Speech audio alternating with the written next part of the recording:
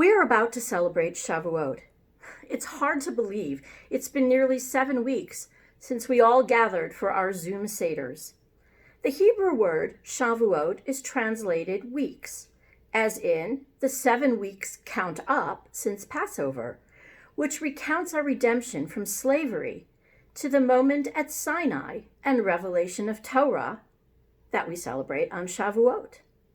Shavuot is one of the Shalosh Regalim, the 3 pilgrimage festivals when our people traveled al Regalim, on foot, to Jerusalem to participate in the rituals and worship described in the Torah. Like the other major festivals, Shavuot has several alternative names, including Yom HaBikurim, the Day of the First Fruits, Chag HaKatzir, Festival of the Harvest, Zman Matan Toratenu, the time of giving of our Torah.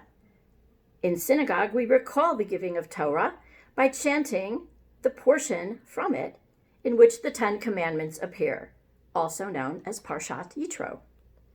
On Shavuot, it is also traditional to eat dairy meals and study all night long in a Tikkun La'el Shavuot on Erev Shavuot, which by necessity this year, at Bethel, we are spreading out over Zoom for the week leading up, in collaboration with 2 neighboring synagogues. Each of the major festivals has associated with it a Megillah, a scroll, a book from the final section of the Hebrew Bible. For Shavuot, that is the Book of Ruth, which we chant on the 2nd day of Shavuot. A story of love, loyalty, of kindness and compassion, all major Torah values. Ruth contains one of the most famous lines in all the Bible, and it appears in the 1st chapter. Ruth, a Moabite woman, a non-Israelite, has married the son of Naomi, Machlon. When Machlon dies and Naomi suggests her still young daughter-in-law return to her Moabite people, Ruth rejects the notion and says, "Entreat me not to leave you or return from following after you, for wherever you go, I will go. Where you lodge, I will lodge. Your people shall be my people, and your God, my God."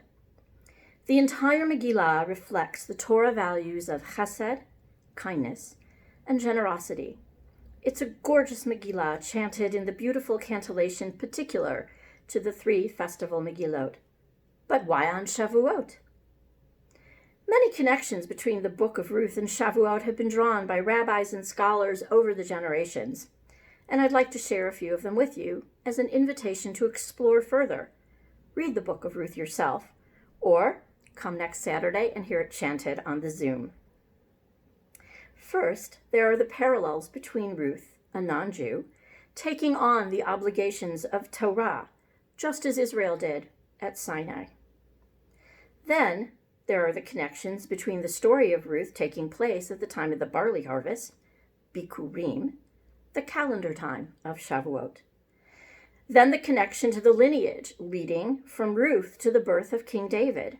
At the end of the Book of Ruth, we learn, spoiler alert, that King David is descended from Ruth. Some traditions suggest that King David, ironically, was born at the time of the Feast of Weeks, also known as Shavuot. Finally, in taking the Torah upon themselves at Sinai, the Jewish people all became proselytes, people who took on Torah voluntarily, just as Ruth did. And so we on Shavuot renew ourselves as if we received the Torah for the very first time, prepared and ready to do so. So very like Ruth. I wish you all a Chag Sameach and a good Yantef. See you on Zoom at Shavuot.